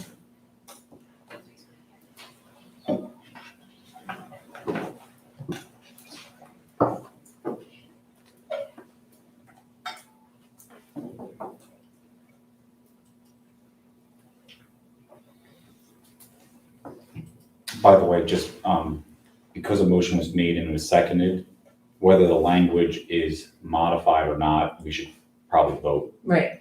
Was it second? Yes, Was seconded. Just need Oh, a second. Do you want to? So I'll modify it to vote on the results of the report. To accept or reject the findings of the report? Accept or reject the findings of the report, yes. So is that of this particular report or every report that comes out? It would be going forward. Yeah, we wouldn't go backwards. We did it with this one, but we wouldn't go backwards. It would be like anything that comes through policy 9130. Going forward, anything for policy 9130, the report aspect only. So I'm going to repeat the motion. Motion to send 9130 back to committee to accept or reject the findings of the report. Can I get a roll call, please? Mrs. Betterman, No. Mrs. Fiore, No. Mr. Peach, Yes. Mrs. Bogorski, No. Mrs. Ryan, Yes. Ms. Wolf, Yes. Dr. Cerciolo, No. Ms. Zamble. No. Motion does not pass. All right. Any other questions or comments on the committee? Communications committee. Just to clarify, so all the discussed regulations updates that clarified the policy will still proceed as is, sans the one we were Correct. I'll just update, yeah. Okay. So when we update regulation in the policy committee, I'll just take it, Doreen will update it, and then she'll just repost it online. So things like the timeline, the definition of who the layperson was to serve on the committee, all of that can just be updated as administrative approval because it's a regulation. Great, thank you. Yep. Still have action Yeah, items to vote we're on. still on, yeah. Yep. No other questions or comments? Can I get a roll call, please? Ms. Betterman, Yes. Mrs. Fiore, Yes. Mr. Peach, Yes. Mrs. Bogorski, Yes. Ms. Ryan, Yes. Ms. Wolf, Yes. Dr. Cerciolo, Yes. Ms. Zamble. Yes. Passes. Moving on to unfinished business, the board retreat. So Dr. Hart and I met with Judith Wilson to review how we'll move forward with our board retreat this year, which was something that the board enjoyed last year and requested that we do again this year. So what she has developed for us is a survey of self-board evaluation. It's shorter than the NJSBA one, which was the 12 pages, and Gwen Thornton said that, or 12 pages? 21 pages. Something like that. Long. It was very long, and they're working to update it, but it won't be ready for another year. So she worked on something using two different sources, including the New York School Board's self-evaluation. So I'll be sending that out to everyone We just got it today, so just reviewing it for, and then you'll be getting it from either Judith or myself. The date, I was about to ask if we picked the date yet. so July 18th, I will not be here, but everybody else will be here. The August board, July 20th was a date that we threw out there, which was a Thursday. And we had one board member that was not able to make it then either. And then August, our August board meeting, we have 2 board members who will not be here so far, so,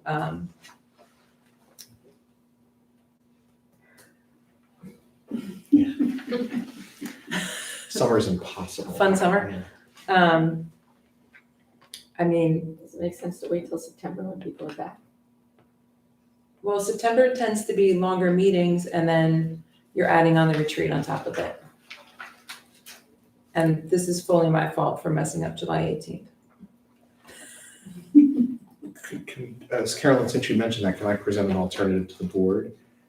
Usually in September, we would have Gwen Thornton from school boards come and talk about goals and help you develop goals. It's possible if you wanted to start the September meeting a little early, that we could do the board retreat in lieu of the goals and just let the goals come out of the retreat if you wanted to, and we could forego having Gwen Thornton come, and we could just have Judith do the whole thing, do the board self-evaluation if she's available. That's tough. Do that and then help you set goals for the year, as opposed to having somebody from school boards come after we do the evaluation. Just a thought. I didn't even think of that. So the September board meeting is September 12th at 7 p.m. currently. I do agree that what the work that we got from Gwen Thornton was the same that we got out of our board retreat, so it's a little bit redundant. But that, how long do we expect the board retreat to take? I mean, when we did it in July, we did it as a separate meeting. There was nothing else on the agenda. An hour, 90 minutes. I mean, we had dinner together. We ate dinner. That was about a half hour. And then we went right into the retreat and we did some workshop activities. I mean, I would say we could start the meeting at 6, do an hour, and then out of that meeting could come some of your goals if you want.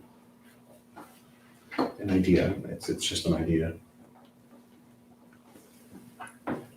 If everybody can come, it would be a great idea, as opposed to having it with missing members all the time. Fine. I hate to ask this, but do we know when Central's back to school nights are? Because will that I might, Jody. come? Not that parents would know, but Dr. Hart would know. While you're looking that up, can I just offer that I really do appreciate when Gwen comes. I just think she's such a wealth of information. And if we could maybe even schedule her to come prior to Judith coming to the board. I just think she has a really good perspective on what other boards in the state are focusing on. And I feel like she helped me cement some ideas that Judith kind of, first. So maybe swapping them and having Gwen coming earlier, just a suggestion. So we did reach out to Gwen based on your feedback, and they have it, like, basically it's a standard board retreat that they do, and it focuses on ethics, and we wanted it to be more tailored, and their shoebox more. I mean, that goal setting Or meeting, cookie just to cutters. have the, not a retreat from Gwen, just that goal setting that she kind of walks everyone through. That was helpful. Yeah. Actually, that's what it was. So we met with Gwen after we met with Judith, so you're saying.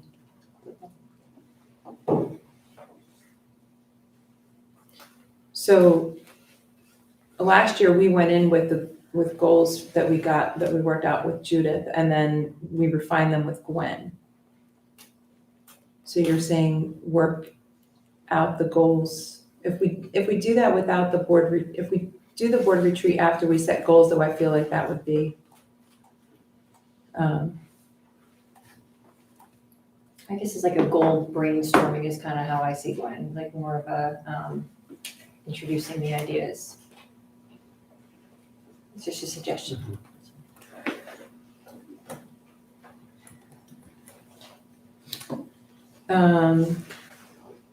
The only other thing I could say is since we have almost everybody here except for Michelle, we could look for a week or another day in the summer that would work where everybody's here, but I don't know what Michelle's schedule will be. I mean, we're always gonna be leaving somebody out. Summer's hard. Right, and she's new and it'd be valuable. Yeah.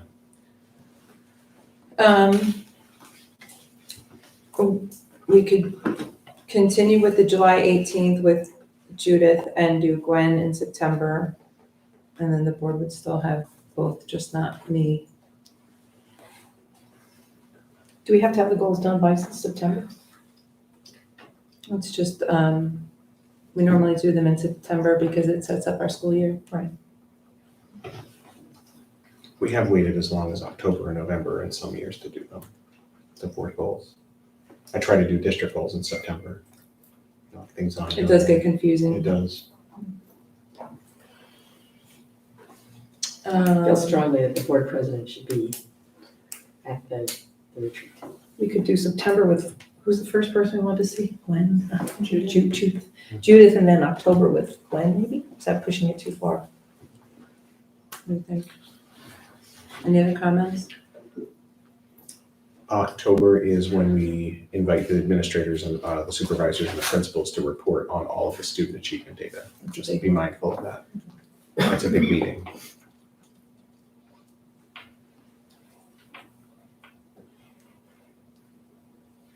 I'm tapped out of suggestions. How about we see if September 12th works for Judith, and if that works and we can get through our goals, then we can see if we need to bring Gwen in. Okay, okay, all right. Thank you everyone for working through that. Moving on to new business from the board, we had a green committee report. We did. All right, the Green Committee met on Wednesday, June 7th. And we spent a lot of time working with the attendees on brainstorming for ideas for next year. So first of all, we went through our 3 pillars. Pillar 1 is to reduce environmental impact and costs. We talked through the solar array expansion project that Camille covered in her Finance Committee report. So I'm not going to go through that, but the Green Committee Board of Education members will review specifications on the solar array expansion project and forward the specifications along with any comments to the Finance Committee for approval. The RFP process is expected to take several months, and another update will be provided to the Green Committee at its fall 2023 meeting. So the Green Committee doesn't meet as a whole during the summer, just the Board of Ed and administration meet in the summer to plan. Current capital projects we reviewed that have a sustainability focus, including the LED lighting upgrades to RMS and HBS, the outdoor garden improvements at White House School, water bottle filling station additions to RMS, including one in the cafeteria. The district will apply for another round of electric school bus grants through the EPA's Clean School Bus Program, and applications are due in the summer by August 22nd. While the committee understands this is not likely to be a successful grant bid, we feel this is still an endeavor that will pay off in the longer term as more high-priority districts receive funding, thereby reducing the number of applicants.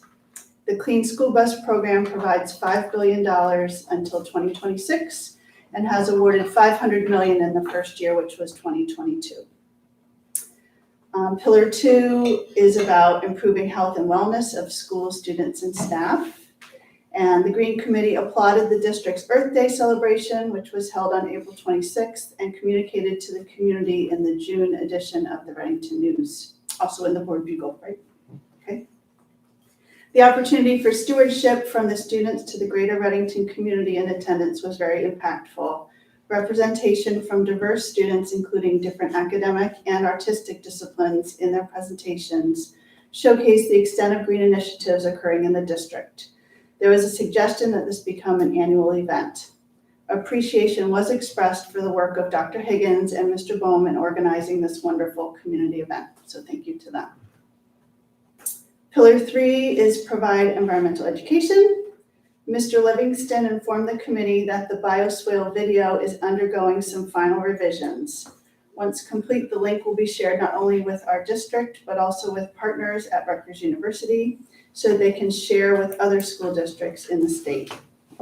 The New Jersey Department of Education Climate Change Pilot Grant received by the district infused some great new resources for students into the classrooms, which will assist with climate change education.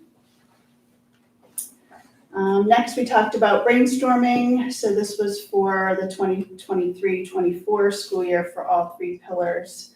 Committee members collaborated on generating ideas, which will inform summer planning session by board members and administration on priorities for green initiatives for the 23-24 school year.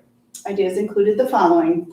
For Pillar 1, resource conservation, work will move forward on the solar expansion project, LED lighting upgrades, and the electric school bus funding opportunities. Additionally, there may be opportunities to collaborate with the Reddington Environmental Commission on reduction of food waste. For health and wellness, Pillar 2, ideas were exploration of nature as a resource for improved mental and physical health, expansion of the 7th grade walk in the woods to other grades, and the potential to incorporate something called the 1,000 Hours Outside Challenge. Pillar 3 for environmental education, we talked about expansion of partnerships that support environmental education, such as Raritan Headwaters Ambassador, community resources, and the township's open space and environmental commissions. Plans are in place to update the district's sustainability integration document and to update math curriculum to include new climate change standards. Support for leadership opportunities for students, such as Board of Education presentations, was expressed as well. The Reddington Environmental Commission is updating the township's environmental resource inventory, which will be an interactive digital resource to the schools that can be incorporated as applicable to all pillars. It is expected to be available around the start of the school year. So that's something that we can, right now, the township has an environmental resource inventory, but it's not interactive. It's very difficult to use. So they're investing in making it a resource that is more accessible to the population, which is wonderful. New business, the district is restructuring its submissions to Reddington News such that periodically as appropriate ads will be purchased to communicate information such as the budget summary color ad placed in the June edition. This will be in addition to the regular submission of articles from the district. The committee briefly discussed a New York Times article shared by Mr. Zwirling regarding food waste and partnership between a municipality and a school district and how it might inform planning for next year.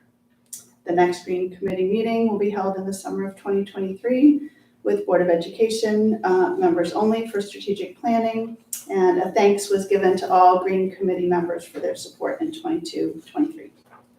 Thank you, Mrs. Betterman. And I think this was also to comment that if there was going to be a presentation at school boards for green initiatives, the deadline is June 15th. Did you want to talk about that at all, or? Yeah, I can talk about it. So you guys all might have gotten an email from the New Jersey School Boards Association, a solicitation for proposals. So I had just reached out to Carol and said, maybe there's something there for us to create a proposal on our green committee, green initiatives in the district. And so I'm putting that out there for everyone. I was going to put a proposal together. So if anyone has any thoughts or anything, then, please just reach out to me after the meeting. Thank you. Any questions or comments on the Green Committee minutes? All right, and I'm just going to jump back to the retreat. Judith is available at 6 p.m. on the 12th. So if you want to put up to the calendars, and Jason will send out a notice for the public. Okay. All right, and lastly, Summer Spectacular. Mrs. Betterman? I have all kinds of new business, right? So the Summer Spectacular for Arlington Recreation will be on June 20th from 5 o'clock to 9 o'clock PM. And I volunteered to do a Board of Ed table at the event, so I'm looking for help and support. Dr. Hart is on board to help with examples of student work and displays that we can have there. But if anyone would like to join and come, we could maybe have like an early shift and a later shift. We have to bring our own table, our own chairs, our own tent. But I think it's a great opportunity for us to showcase what we're doing in the district. So if anyone wants to help, please reach out to me and let me know. Thank you. All right. We are now open to the public. Anything on or off the agenda?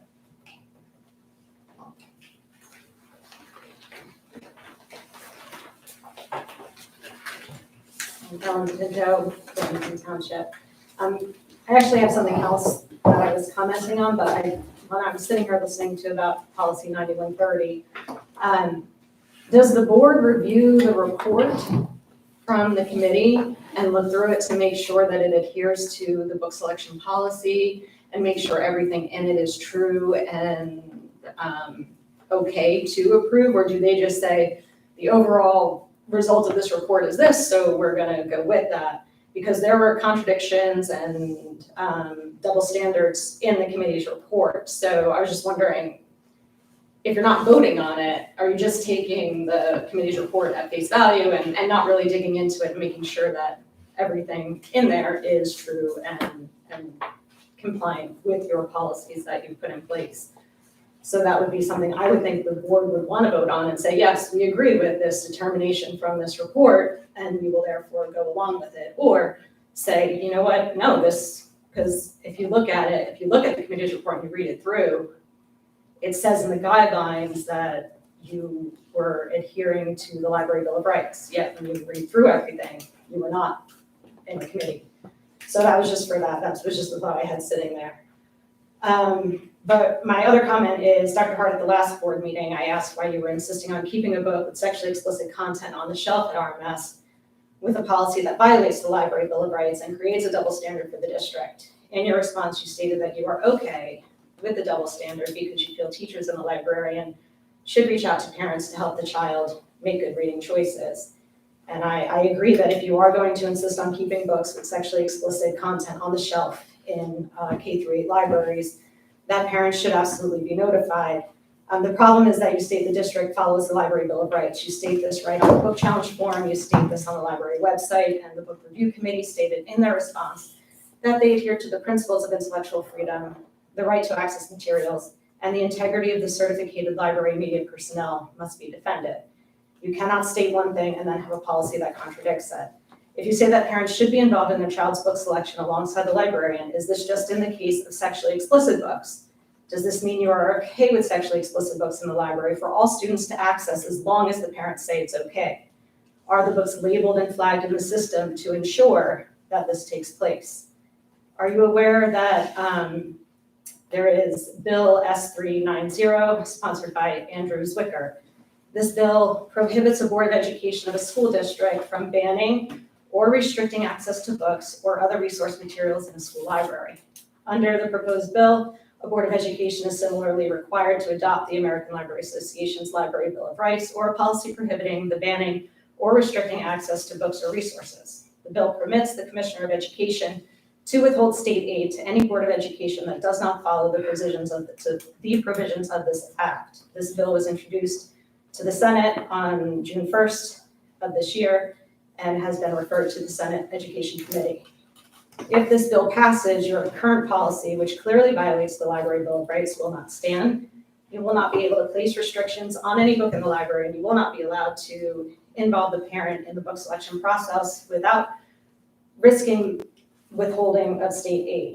Parents will lose the ability to challenge a book if they feel it is not age appropriate. What this bill does is open the door for more sexually explicit books to enter our school libraries, especially since there's a whole new group of young adult authors who are insisting on filling their books with graphic and sexually explicit content. This bill will ensure that any book selected for the library that happens to have sexually explicit content will remain due to parents no longer being able to challenge them. Me and Earl and the Dying Girl by Jesse Andrews had this content in it, was selected by the librarian and approved by the board, and somehow there's nothing on the cover of this book to say this is inside it. So you have to read the books cover to cover.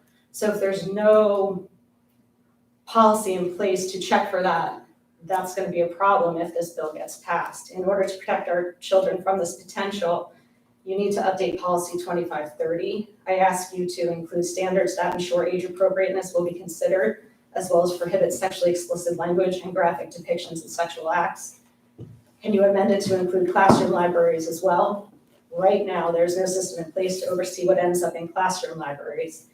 And The Haters by Jesse Andrews is in a classroom at RMS. These books do not come with content warnings, and they're often not read cover to cover before being approved. I was recently made aware that The Perks of Being a Wallflower book is currently in the RMS library. There are 3 copies of this book, and one is currently checked out. Was the student's parents notified that they have checked out a book that Common Sense Media says is for age 16 and up?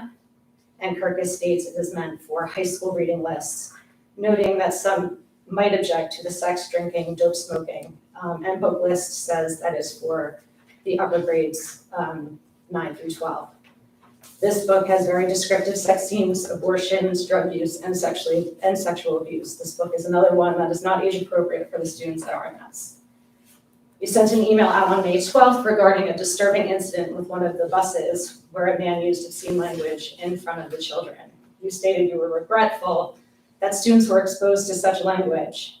It is my hope that you will apply this same standard to the books you place on the library shelf, especially since you will no longer be able to place restrictions on any books, nor consult with parents if Zwicker Bill S3907 passes. Please let the district parents know where you stand on this issue, and if you will revise policy 2530. On another note, I've noticed over the years, being in Reddington, that a lot of the communications from the curriculum department, from Dr. Hart, they all state how you believe parents and guardians are the primary educators of their children and that you value the importance of partnering with families.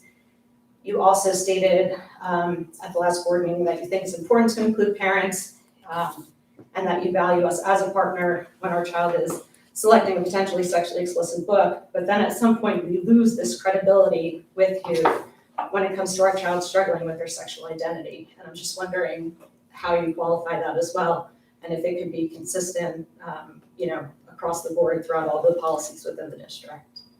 Thank you. Thank you, Mr. Pinto. Thank you.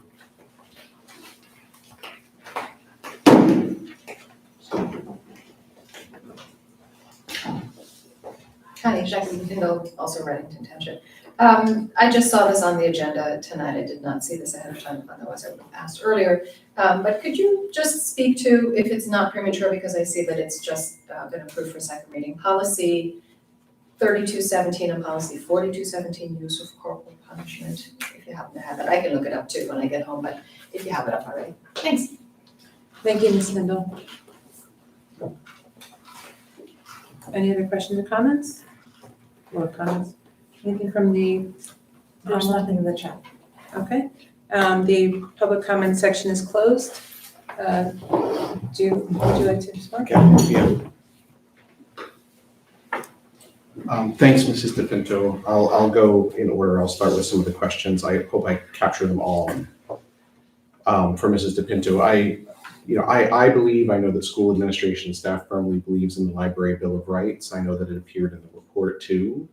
I don't believe that a professional, a teacher or a librarian assisting a child to make a good book choice violates the Library Bill of Rights. I think that's what professionals do every day. I think it's the responsibility of the teacher and the librarian to really guide children to appropriate book selections. Books like Me and Earl and the Dying Girl do have markings on them. They are discrete markings. They are markings not for necessarily for children, but for the librarian. There also is a code in the library system. When the book is checked out, there's a pop-up window that comes up. These markings are discrete so that they don't draw attention to the books unnecessarily, but they signal to the librarian the content that's in the books. So we do have those markings that are on the book, and we've updated our system to include like a pop-up window, and those sorts of things. Is that new? I'm aware of the I'm sorry? Is that new? Because that didn't happen when my son. The pop-up window? Yeah, I was not notified Yes. when my son took that book out. No, it's not a parent notification, it's a librarian notification. Okay. That, by the way, this book is for 8th grade. But so now, if a student takes out Me and Earl and Dying Girl, or wants to check it out, that parent will be notified to determine maturity. No, not for 8th graders because it's available for 8th graders. So, but no, I'm talking about for the other students, for 6 and 7, because that's where you're not supposed to have restrictions placed on books according to the Library Bill of Rights. Yeah, so I don't believe that we have placed a restriction. What I believe is that a teacher assisting a child and making an appropriate selection and reaching out and partnering with the parent is not a violation. I do believe that that is good practice. I believe that's what teachers and librarians do. The Library Bill of Rights though says that you can't do that. It says that you're violating that child's policy when they enter, about privacy when they enter the library. So that they're supposed to be able to select a book without discrimination. And that's how it is in public libraries and that's how it is in the school libraries as well. I agree with you. I think that parents should be involved and we should know everything that's in the library and we should know if these books are containing this content. And I would love a system that would alert, parents to this. I would have loved to have had a heads up before my son read that book. And I would especially would like an alert if my son took out Perks of being a wallflower. So, but now, like this bill coming down will prevent that from happening and they can withhold state aid. So that's where I think this policy needs to be totally relooked at and make sure that there are things in place to ensure safety for our kids coming in contact with this sexually explicit content. Because you're saying one thing, but the Library Bill of Rights is stating it another. So I didn't mean to, it's hard to discuss these things without a back and forth. So I appreciate the conversation. And I think that we're talking about teachers, we're talking about students, we're talking about professionals, we're talking about things that aren't black and white. And when there are shades of gray, I think that it's appropriate under the guidance and supervision of a certificated staff member for choices appropriate to be made for a child. And that's a belief that I have. It's a belief that I believe our administrative staff have and our librarian has and our teachers have. We make these choices every day. I heard a statistic, I don't know when it was or where it was, that teachers make, somewhere around 3,000 to 5,000 decisions a day, right? And there are some days that I'm sure that teachers walk away and they feel every 3,000 to 5,000 decisions that they've made for the day. I remember those days when I was a teacher, and I think that there's nothing wrong with the teacher guiding the selection of appropriate materials for a child. Do I believe that there's a matter of interpretation with the Library Bill of Rights? I do. And I think that particularly in this case and other cases, I think that we've acted very appropriately. And I support the teachers and their guidance, their steady hand and their guidance and their assistance with children making selections. I'm aware of the Zwicker bill. I don't believe that it's moved anywhere beyond being a bill. It's not law, nothing like that, but I know it's been introduced. I'm not aware that Haters is in any classroom library. I believe we looked into that back in the fall, and I don't have an awareness of that. I mean, things may have changed. Classroom libraries are things that are collected from HSA donations, parent donations, from teachers bringing in some selections from home and things like that. So, it might be there now, but I'm not aware that it's there. And my comments have always been in regard to partnering with parents, and I believe the same thing when it comes to a student who's struggling with sexual identity.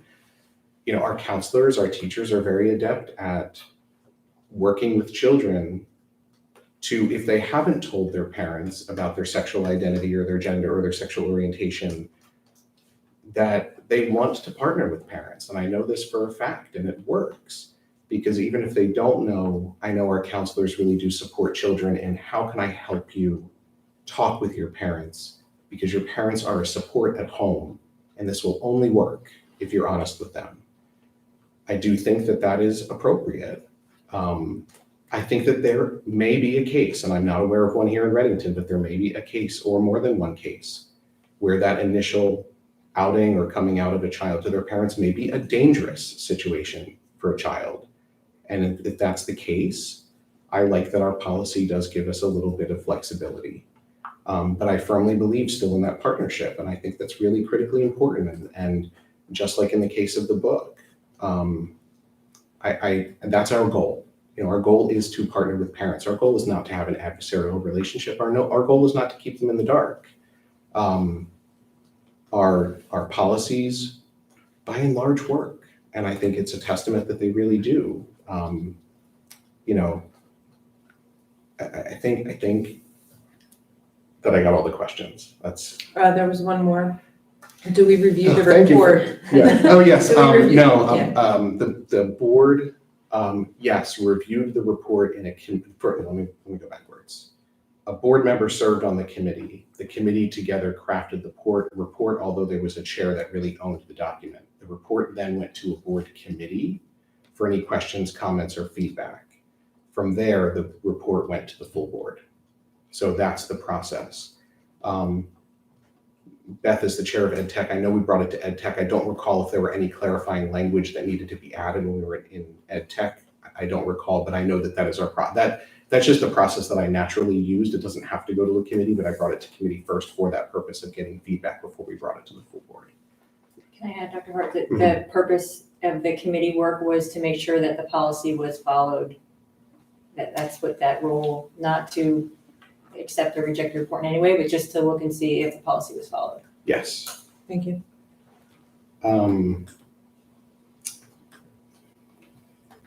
Mrs. Hindle, you asked about a policy. I'll tell you that we have an existing policy right now. I'm bringing it up in terms of the use of corporal punishment. So there was some clarification, and Jennifer, please help me because we talked about this like 2 months ago. There were some clarifications made. So it's an existing policy, that expressly states that a staff member cannot use force on a child in terms of punishment or disciplinary action. However, what we needed to, or what the policy needed to make room for, was the fact that we do have a policy on restraint and seclusion in certain extraordinary circumstances where if there's a dangerous situation, there can be a child restrained. And I believe that statutory updates plus updates from that restraint and seclusion policy wanted to be mirrored in the corporal punishment policy. So what you'll probably notice is like policies all talk to each other. So when one is updated, another one has to be updated because like this policy informs this policy and things like that. So to the best of my knowledge, not having the minutes in front of me, that's the best I can give you. But if you email me, I can give you more details if you'd like. That was good. Thank you. All right, can I get a motion to adjourn to executive session in accordance with the Sunshine Law to discuss HIB and the superintendent's evaluation for approximately 30 minutes, at which time the board expects to return to public session where action shall not be taken. The matters discussed will be made public if and when the circumstances requiring confidentiality no longer exist. However, it is not presently known when such circumstances will exist. So move that. Second, Carolyn. And can I get a roll call, please? Ms. Betterman. Yes. Ms. Fiore. Yes. Mr. Peach. Yes. Ms. Bogorski. Yes. Ms. Ryan. Yes. Ms. Wolf. Yes. Dr. Sosiello. Yes. Ms. Emmel. Yes. All right, does anybody need 2 minutes? Thank you, everyone, for Thank you. coming. Although we should take 2 minutes after Anthony.